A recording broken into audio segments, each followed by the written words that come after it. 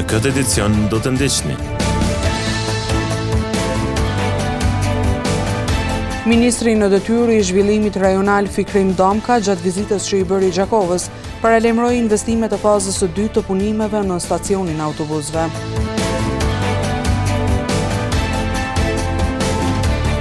As në ditën e katërt nuk eliminohet problemi 45 njësi banesore vazhdojnë të mbesin pa energji elektrike.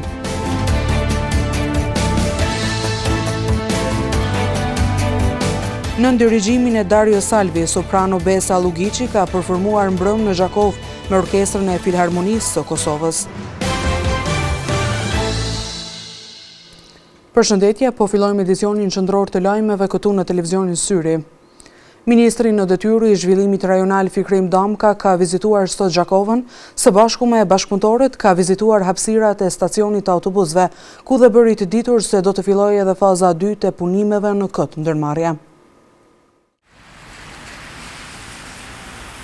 Ministri në detyrë i zhvillimit rajonal Fikrim Damka gjatë një vizite që i bëri sot Gjakovës ka theksuar rëndësinë e bashkëpunimit ndërmjet ministrisë që ai udhëheq dhe komunës, duke inspektuar nga afër investimet e realizuara në kuadër të fazës së parë të projektit për stacionin e autobusëve në Gjakov. Sot jemi në vizitë në komunën e Gjakovës, në vend shohim investimin tonë, cilët e kemi kryer për Ministrisë së Zhvillimit Rajonal bashkëpunim me komunën e Gjakovës, të stacionit autobusave e Gjakovës. Në vend e kemi pa për këtë vit që e kemi investuar bashkë me komunën dhe kemi biseduar me kryetarin e komunës për vazhdimin e këtë projekti në fazën e dytë, që do të jetë në investimet në këtë stacion autobusave. Besojmë se do të rregullohet edhe do të jetë një rregullim edhe projekti i mirë për komunën e Gjakovës dhe për qytetarët e Gjakovës. Ai gjithashtu konfirmoi se të gjitha obligimet për fazën e parë janë përmbushur dhe se tashmë po punohet drejt finalizimit të marrëveshjes për fazën e dytë të projektit.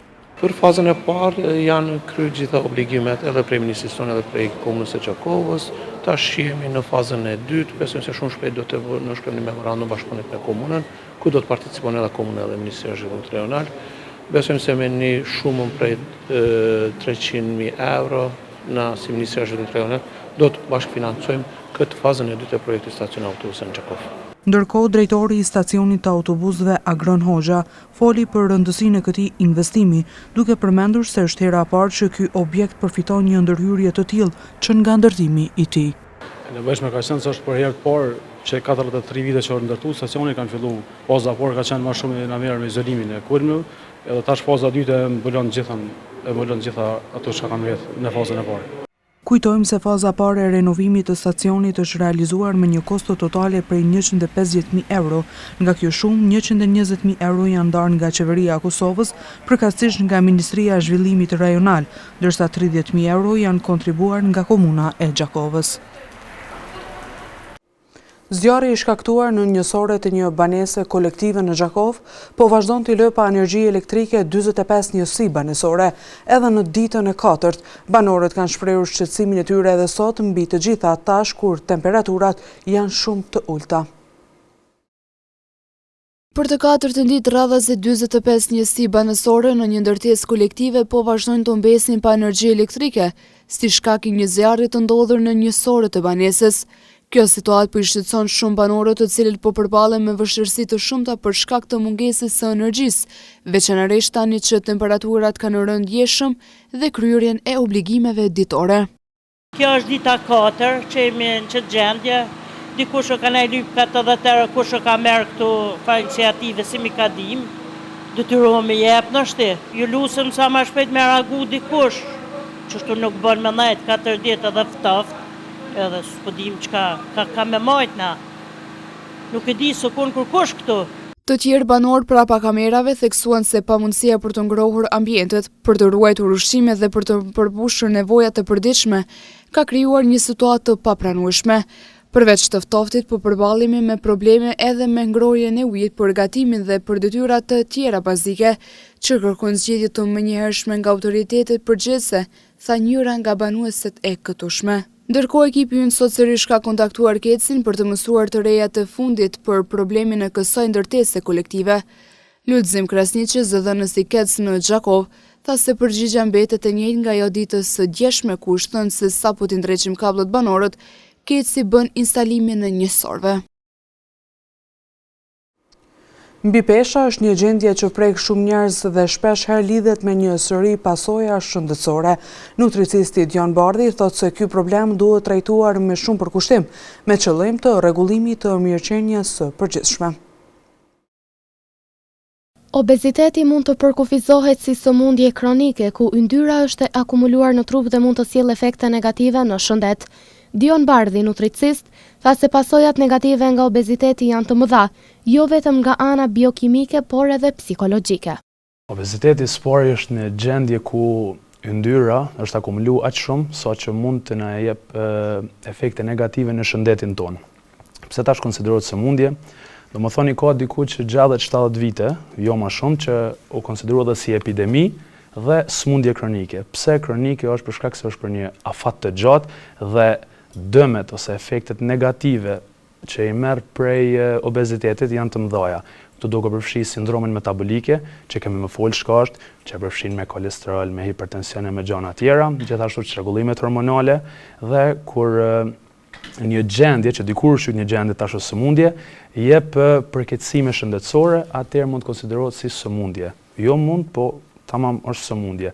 Pse? Për shkak se sjell jo vetëm nga ana biokimike, jo vetëm nga ana fiziologjike, po edhe nga ana psikologjike, sjell dëme tek personat që posedojnë obezitetin, le ta themi mi posedu. Nutricisti Bardhi u shpreh se nëse marrim më shumë kalori se sa që shpenzojmë për një kohë më të gjatë, atëherë do të formohet mbipesha, duke vënë në theks edhe faktorët që ndikojnë në obezitet. Në thjeshtësi, obeziteti mundemi mi quajt kur numri kalorive të marra me ato të harxhuara, domethënë është një ekuacion sa kalori marrim, sa kalori harxojmë. Kur domethënë është surplus ose është pjesë pozitive, nëse marrim më shumë se sa që harxojmë, për një kohë të gjatë, le ta cekim, pastaj kemi me tregu pse për një kohë të shkurtër ne 2 nuk i keni shtuar ni 2 kg, janë faktorë tjerë. Nëse kemi marrë më shumë se sa kemi harxuar për një kohë të gjatë, atëherë komu formu mbipesha. Pse? Sepse trupi ka tendencë me depozitu acide yndyrore. Acide yndyrore domethënë adipocitet, qelizat yndyrore. Por nuk është vetëm ushqyeshmëria.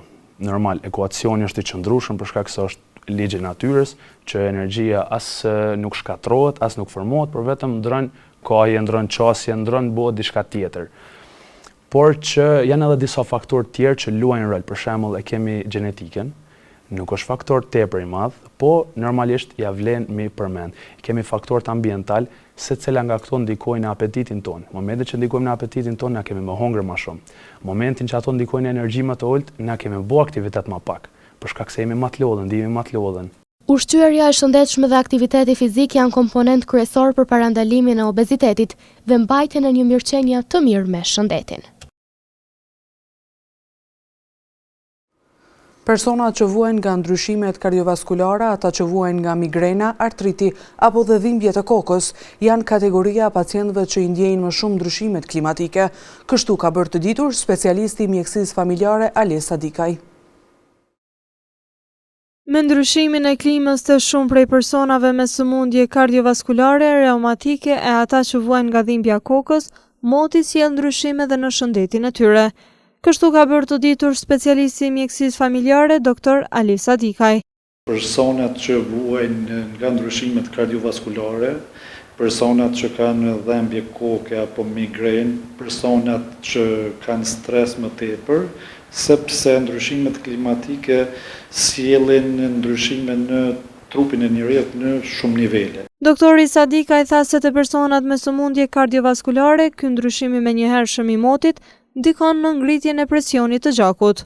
Te personat me sëmundje kardiovaskulare, dhe edhe aty kemi ndryshime, sidomos te pacientat me hipertension dhe me sëmundje të zemrës, sepse dim që kur moti ndryshon, domethënë nga i nxehtë në të ftohtë, presioni i të gjakut mbyllen, edhe presioni në mënyrë të përsëritur, domethënë shkon ka një ngritje lehtë. Për dallim kur kemi më të nxehtë, kur të gjakut dilatohen ose zgjerohen, atëherë presioni veç bjen. Mirë po ata që vuajnë më së shumti ndryshimin klimatik dhe kanë dhimbje më të theksuara janë personat që kanë sëmundje reumatike, bëri të ditur doktori Sadikaj.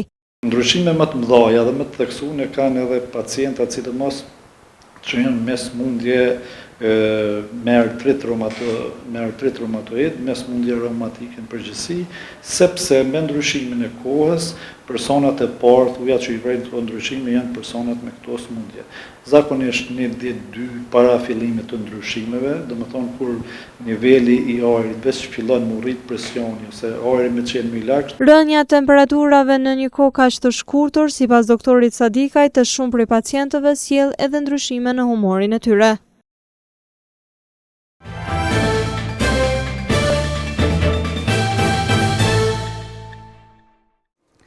Nxënësit dhe mësimdhënësit e shkollës Nexhmedin Ixha kanë shënuar sot festën e shkollës, të gjithë bashkë kurorzuan shumë suksese të arritura gjatë këtij viti shkollor, duke u përpjekur që edhe në vitin e ardhshëm të realizojnë projektet e planifikuara. Me aktivitetet të larmishme, ekspozita dhe prezantimet të nxënësve, Shkolla Mesme Lart Teknike Nexhmedin Ixha shënoi përjetorin e themelimit, duke reflektuar mbi rrugtimin dhe suksesit në fushën e arsimit profesional. Drejtoresha e shkollës, Florentina Gjergjaj, në fjalën e saj vlerësoi traditën e shkollës dhe përkushtimin për ngritjen të cilësisë. Duke pasur një traditë të gjatë në arsim, me kuadra profesional, me angazhim dhe rezultate konkrete në punë, shkolla jonë me të drejtë po cilësohet si lidere në ofrimin e arsimit profesional. Rezultatet e angazhimit të përditshëm, kapitalizimit të burimeve njerëzore, materiale dhe financiare, balancimit të nevojave të përgjithshme me mundësitë aktuale, ngritjen dhe ruajtjen e kredibilitetit institucional, seriozitetin karshi partnerëve biznesor, organizatave dhe donatorëve. Ndërkohë Zymber Berisha, shefi i arsimit në DKA, e cilësoi shkollën Nexhmedin Ixha si një institucion me stabilitet të dëshmuar ndër vite.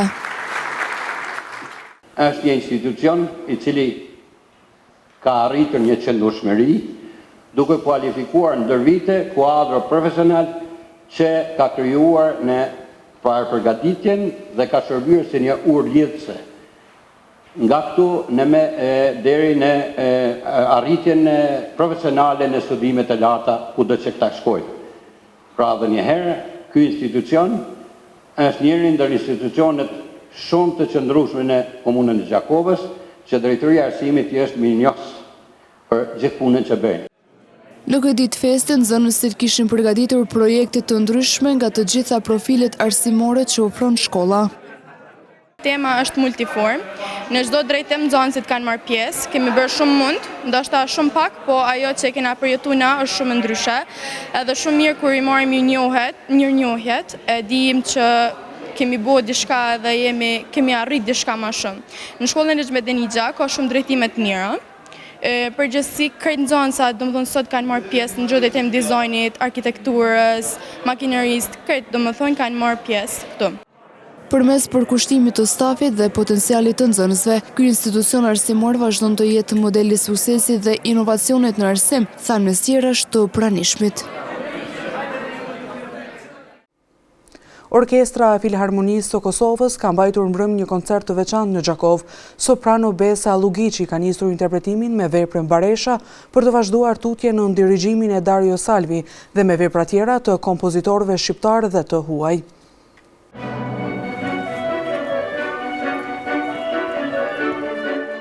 Në dirigjimin e Dario Salvit dhe me pjesëmarrjen e sopranos së mirënjohur Besa Lugici, Orkestra Filharmonisë së Kosovës mbajti mbrëm një koncert të veçantë për ardashësit e Gjakovës. Koncerti është hapur me veprën Baresha për të vazhduar tutje me interpretimin e veprave të njohura nga kompozitorët shqiptar Regjo Mulliqi dhe Krishni Kaliçkaj, si dhe vepra nga kompozitorët botror si Giuseppe Verdi, Giacomo Puccini dhe Manuel De Falla.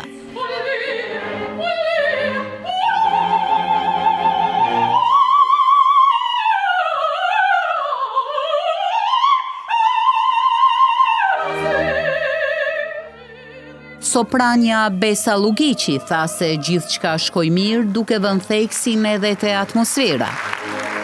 Po mendoj që shkoi shumë mirë, është atmosferë jashtëzakonisht e bukur në Gjako, gjithmonë është mirë me qenë këtu. Unë ndiva mirë me orkestrin me Filharmoninë e Kosovës, është privilegj me interpretu, kështu që mendoj që publiku e përjetoi njëjtë, sikurse edhe unë, edhe mendoj që përfundoi me sukses gjithë interpretimi. E kur është fjala te publiku në Kosovë, Soprania Lugiqi tha se publiku në vendin ton përgjithsisht është një publik i ri dhe është privilegj të interpretohet para tij.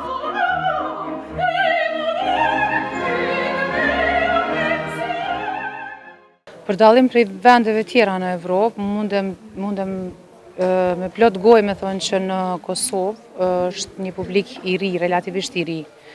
Edhe kjo e bën shumë jo shpresdhënëse, po mund të them që tashmë është kriju një publik i tillë, sepse është e pamundur, ndoshta edhe për shkak të përqindjes popullatës që tek ne është më shumë rini, por që e bën shumë, kjo është shumë e rëndësishme për zhvillimin e tyre artistik, në zhvillimin e veshit tyre artistik, them. Orkestra Filharmonisë së Kosovës nesër mbrëma në Sofje me 17 maj 2025 nga ora 19 në sallën Bullgaria Hall do të bëj prezantimin e dytë ndërkombëtar për këtë vit.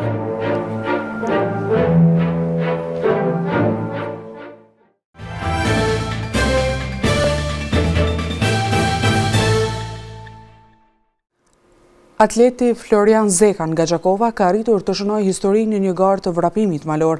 Ai është bërë personi i parë i verbër në Ballkan që ka përfunduar me sukses një garë prej 10 kilometrash, duke hyrë kështu në histori jo vetëm në Kosovë, por edhe më gjerë. Florian Zeka nga Gjakova është bërë personi i parë i verbër në Ballkan që ka përfunduar me sukses një garë vrapimi malor prej 10 kilometrash, duke hyrë kështu në histori jo vetëm në Kosovë, por në të gjithë rajonin. E këtë sukses vet Floriani e konsideron se erdhi pas shumë vështirësish në përgatitje. Unë jam pozicionu në vendin e 135, edhe pse synimi nuk ka qenë me konkuru me garus e tjerë, synimi ka qenë vetëm me marrë pjesë dhe me përfundu në mënyrë të suksesshme. Me sa më kujtohet, diku rreth 1 orë 45 minuta apo 1 orë 50 minuta ako arrit me përfundu gjithë 10 kilometrashin. Edhe ka qenë shtegu shumë i vështirë. Ky rezultat nuk është vetëm një arritje personale për Florianin, por edhe një kontribut i rëndësishëm për përfarsimin e Kosovës. Kjo më bën shumë të lumtur për faktin që kjo ndikon pozitivisht edhe në imazhin e Kosovës si shtet. Përveç asaj anës time personale, që jam edhe i parë dhe që e kumpru atletiken për të verbër e i parë në Kosovë.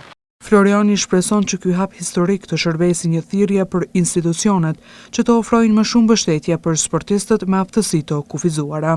Vendet në zhvillim, atletët e verbër kanë edhe trajnerin e tyre personal, i cili paguhet nga shteti, nga ato skenat e tyre, po tek ne mungon ajo arritje, edhe uroj që ky vrapimin që të kontriboj edhe në institucionet që t'janë më përgjithshëm. Mos paragjykoni atë që nuk e njihni, aftësia nuk matet me shikim, por me shpirt dhe guxim, tha mes tjerash atleti Zeka. Nesër më 17 maj 2024 nga ora 11 në kompleksin memorial dëshmore të kombit në Shqiponj, do të mbahet manifestimi përkujtimor në nderim të heronjve që ranë në luftën e ushtrisë çlirimtare. Kjo ngjarje përfaqëson një moment krenarie dhe kujtese kombëtare për të nderuar gjakun e dëshmorëve që sakrifikuan për lirinë e Kosovës. Në vazhdim të ndjekim parashikimin e motit për ditët në vijim.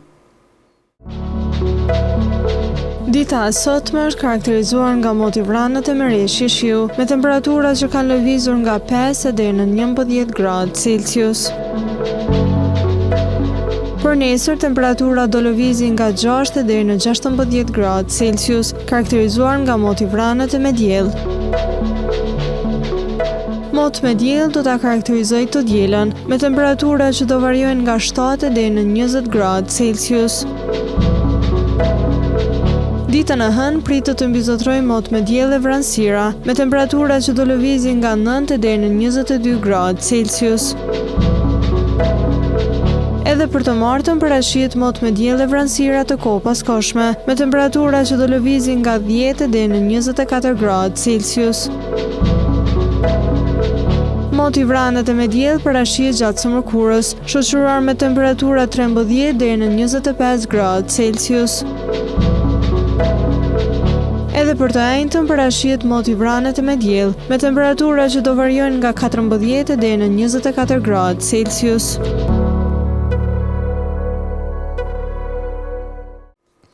Para se të ndajemi, të ndjekim edhe një titujt kryesor të këtij edicioni. Ministri në detyrë i zhvillimit rajonal Fikrim Damka gjatë vizitës që i bëri Gjakovës, paralajmëroi investimet e fazës së dytë të punimeve në stacionin autobusëve.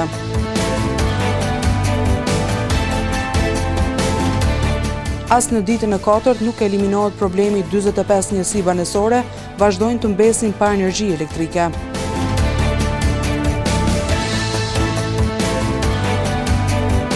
Në dirigjimin e Dario Salvi, soprano Besa Lugici ka performuar mbrëm në Gjakov me orkestrën e Filharmonisë së Kosovës. Këtu merr fund ky edicion qendror i lajmeve. Ju mund të vazhdoni të na ndiqni në televizionin Syri si dhe rrjetet tona sociale. Mirupafshim.